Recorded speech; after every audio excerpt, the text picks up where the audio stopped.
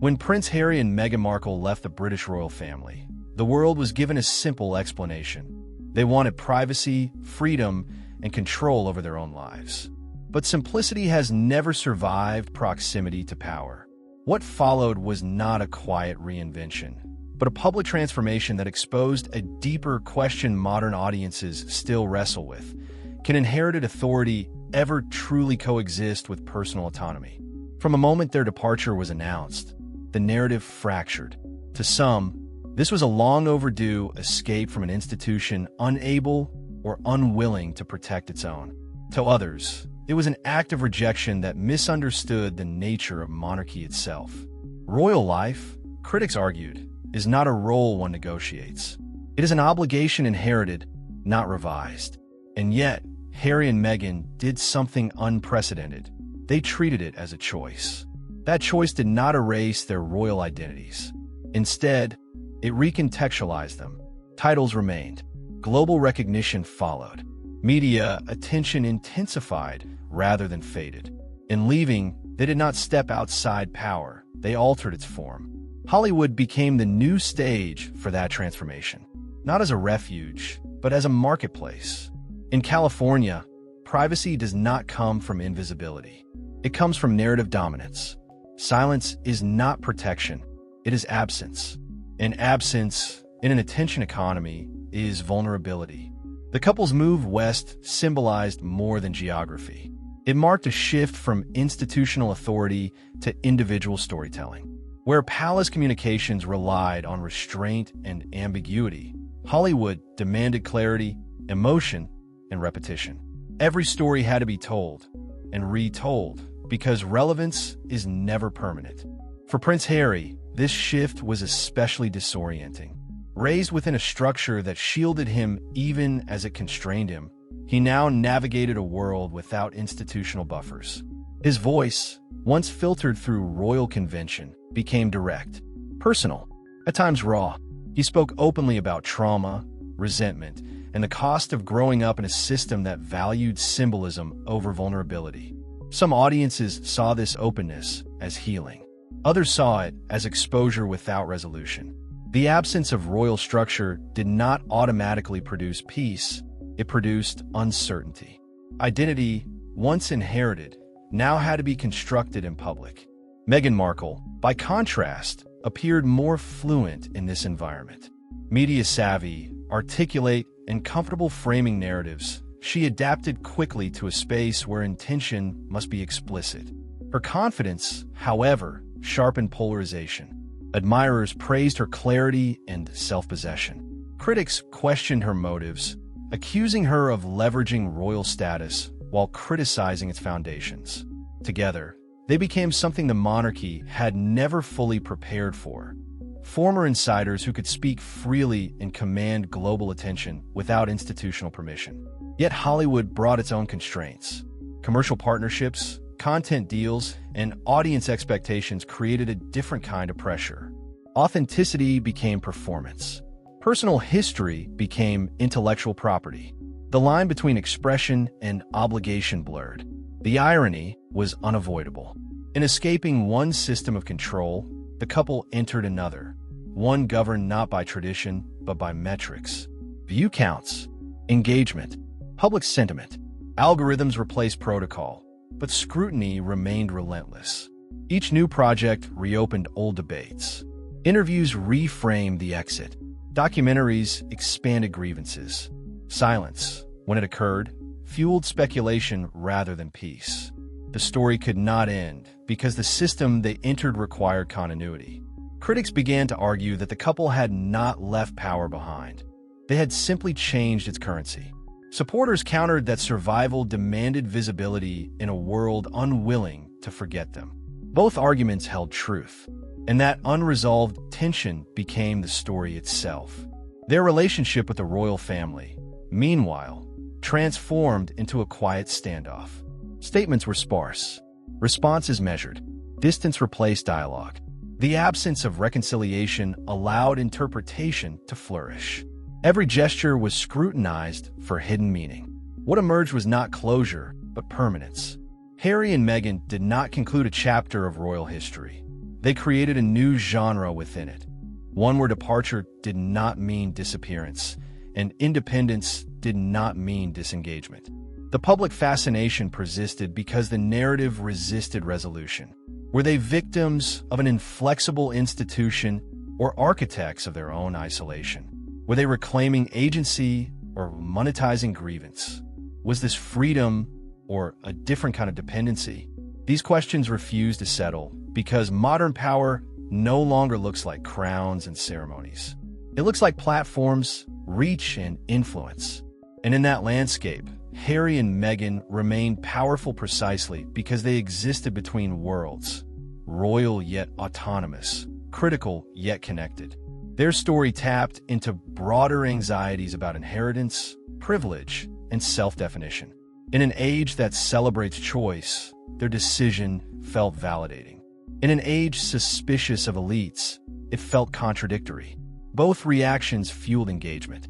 The monarchy, for its part, remained silent not out of indifference, but strategy. Institutions endure by outlasting individuals. By refusing to fully engage, the royal family preserved ambiguity, and ambiguity protects authority. Hollywood, however, does not tolerate ambiguity for long. It demands narrative arcs, climaxes, reinvention, and that demand ensured the story would continue evolving, whether the couple wished it or not. Harry and Meghan's new life was never going to be quiet. It was always going to be examined, contested, and replayed, not because of who they became, but because of what they represented. The collision between tradition and modernity, obligation and choice, silence and voice. And as long as those tensions define contemporary life, their story will remain unfinished.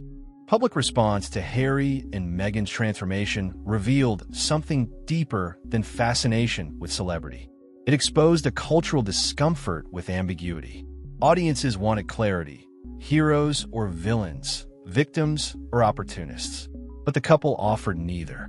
Instead, they existed in contradiction, and contradiction is difficult to process in a media environment built on certainty. Supporters interpreted their actions as resistance against an outdated institution incapable of protecting its members from harm. The monarchy, they argued, demanded silence at the expense of mental health. Leaving was not betrayal, it was survival. Critics, however, saw a different pattern.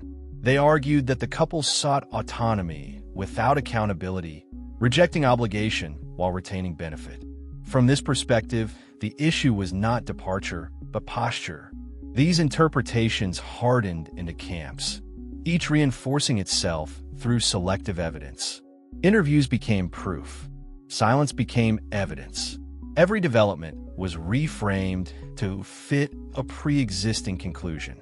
The story no longer belonged solely to Harry and Meghan. It belonged to the audience projecting its own beliefs onto them.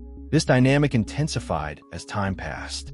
Initial sympathy shifted towards scrutiny. Curiosity hardened into expectation. What began as an explanation turned into a requirement. Harry and Meghan were expected to keep explaining themselves. And explanation, once demanded, never satisfies everyone. Their attempts to articulate pain were met with empathy by some and fatigue by others. Repetition blurred intention. Where one audience heard honesty, another heard grievance. Where one saw vulnerability, another saw strategy. The line between sincerity and performance became increasingly contested. Hollywood magnified this effect. The entertainment industry thrives on narrative arcs, but real lives do not conform neatly to scripted resolution. Trauma does not conclude on schedule. Healing does not align with release dates. Yet content ecosystems demand progression. Something must change, escalate, or transform. As a result, the couple's story appeared to circle itself. The same themes resurfaced: media intrusion, lack of support, desire for autonomy. Each retelling added detail, but rarely closure. Audiences began asking not what happened, but when it would stop. That question misunderstands the nature of the system they entered. In an attention economy, stories end only when interest fades. And interest did not fade. It intensified because the narrative was unresolved. Harry's public struggle resonated with many who recognized the cost of inherited expectations. Yet others questioned whether public confession without reconciliation deepened rather than healed wounds. His role oscillated between advocate and witness, speaker and subject. The lack of a clear destination left audiences uncertain how to receive his message. Meghan's presence continued to polarize. Her confidence was interpreted through vastly different lenses depending on the viewer. To some, it signaled resilience. To others, calculation. Rarely was it allowed to be simply competence. This disparity revealed more about societal discomfort with assertive women than about Meghan herself. The couple's critics argued that by continuing to engage publicly, they undermined their own stated desire for privacy.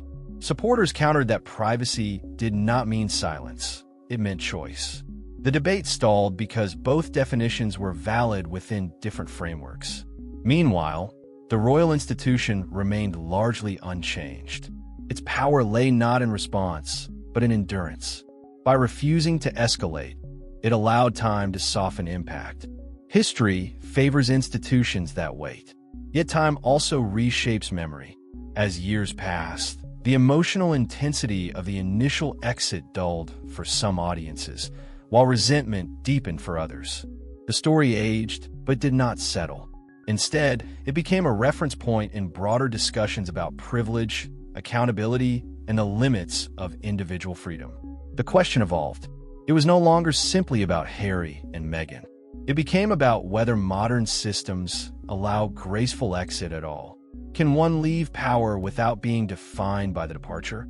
Or does leaving merely transform power into a different form? Their experience suggested the latter.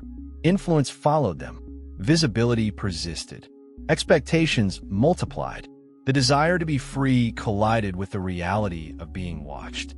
What complicated matters further was the absence of a counter-narrative from the institution they left. Without direct contradiction, their version stood alone, but also alone meant vulnerable. Unchallenged stories invite scrutiny rather than resolution. In this vacuum, public imagination filled the gaps. Speculation flourished. Each appearance was examined for intent. Each omission became suspicious. The lack of a final chapter kept audiences engaged. The couple's new life in Hollywood, then, was not a reinvention in the traditional sense. It was an evolution under pressure, a negotiation between expression and expectation, between authenticity and audience demand. The story persisted because it mirrored modern life itself. Many people feel trapped between inherited structures and personal desires. Many seek autonomy without isolation. Harry and Meghan became avatars for that struggle, whether they intended to or not. Their choices invited reflection because they were incomplete. There was no clear triumph, no definitive failure, only ongoing tension. And tension sustains attention. As the years continued, the exit stopped being an event and became a condition, a permanent state of being neither inside nor fully outside, neither royal nor ordinary, neither silent nor resolved. And in that liminal space, their narrative remained alive, not because it was extraordinary, but because it was unfinished. Over time, what sustained public interest was not outrage, but uncertainty. People were no longer reacting to shock. They were tracking evolution. Each new development was measured against earlier claims, earlier interviews, earlier expectations. Consistency became the unspoken metric by which credibility was judged. This was where the couple faced their most difficult challenge. Consistency is hard to maintain when identity itself is in transition. Harry was no longer the spare prince defined by duty, but he was also not fully unburdened by it. Meghan was no longer constrained by royal protocol, but she was still framed through it. Every step forward was pulled backward by context. The entertainment industry amplified this tension by demanding coherence. Audiences wanted a clear arc: departure, struggle, resolution. But real transitions rarely follow such structure. Pain does not resolve because it has been articulated. Distance does not erase history. and leaving a powerful institution does not free one from its gravity. As a result, the couple's narrative appeared to hover. Progress without closure, growth without conclusion. That hovering frustrated critics who wanted finality and disappointed supporters who wanted redemption. The longer the story continued, the more it exposed an uncomfortable truth. Autonomy does not guarantee peace. Freedom can amplify responsibility rather than reduce it. Without an institution to absorb pressure, individuals must carry it themselves. Harry's advocacy around mental health highlighted this paradox. His willingness to speak openly helped reduce stigma, yet also placed him under scrutiny. Public vulnerability invites empathy, but it also invites judgment. Each admission became part of a permanent record, available for endless interpretation. Meghan's role evolved similarly. Her work outside royal life demonstrated agency, but also expectations. She was no longer judged only as a duchess, but as a public figure shaping cultural conversations. That shift brought opportunity and resistance in equal measure. The couple's critics increasingly argued that their continued visibility contradicted their stated goals. Supporters responded that silence had never been an option for people so widely known. The debate stalled because both sides were arguing from incompatible definitions of privacy. Privacy, in a modern sense, does not mean invisibility. It means control over access. Harry and Meghan sought to choose when and how they were seen. But choice itself became controversial because it disrupted expectations of transparency and humility traditionally associated with royalty. Meanwhile, the monarchy's refusal to publicly engage allowed it to retain narrative flexibility. Silence did not concede truth. It preserved authority. Over time, this contrast shaped perception. The more the couple spoke, the more the institution appeared stable by comparison. Not because it acted, but because it endured. This dynamic altered the power balance. Public sympathy fluctuated. Attention shifted. New events crowded the news cycle. Yet the couple's story remained accessible, ready to be revived whenever conversation returned to questions of privilege and choice. What made their situation unique was not the act of leaving, but the inability to finish leaving. The exit became a permanent state rather than a transition. Each attempt to move forward required revisiting the past. This cycle affected how audiences related to the story. Some disengaged, feeling fatigue. Others leaned in, treating each development as evidence. The narrative survived because it adapted to both reactions. Hollywood reinforced this permanence.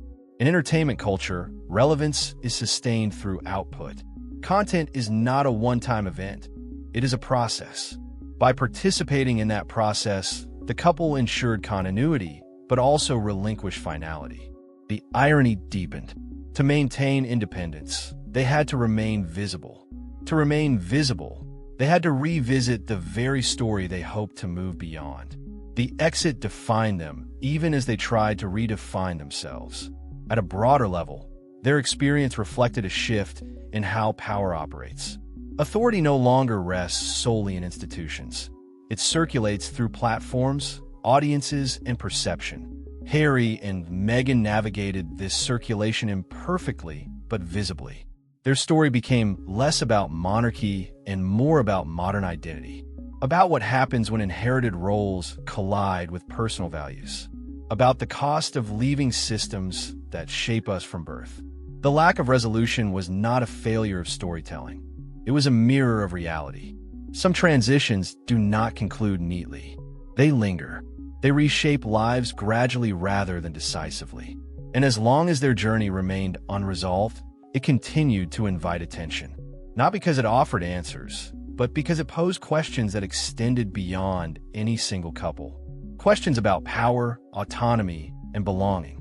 Questions that remain unanswered because they apply not just to royalty, but to anyone navigating change in a world that never stops watching.